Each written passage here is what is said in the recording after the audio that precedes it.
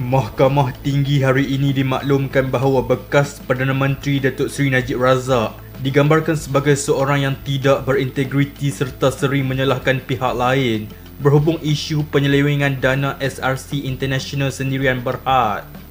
Peguam mewakili syarikat tersebut Lim Chewi menyatakan perkara itu di hadapan Hakim Ahmad Fairuz Zainal Abidin dalam prosiding saman berjumlah 1.18 bilion yang difailkan terhadap Najib dan bekas Ketua Pegawai Eksekutif SRC, Nik Faizal Arif Kamel.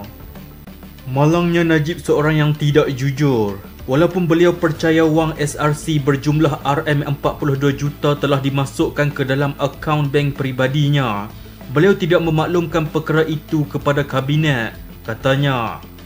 Beliau turut menegaskan bahawa SRC tidak boleh dijadikan kambing hitam dalam isu pinjaman serta kelulusan pinjaman jangka pendek kerana tanggungjawab dan kuasa meluluskan perkara tersebut berada di bawah bidang kuasa Najib sendiri, bukannya syarikat itu. Lim turut berhujah bahawa alasan Najib ketika menjawat jawatan Perdana Menteri kononnya terlalu sibuk untuk meneliti soal ketelitian due diligence dan butiran lain adalah tidak berasas. Beliau menegaskan Najib yang dianggap plaintiff sebagai pengarah bayangan syarikat sebenarnya menunjukkan kecenderungan untuk mengelak daripada melalui proses ketelitian sekaligus mewujudkan keadaan yang membolehkan penipuan dalam SRC berlaku dan berakar.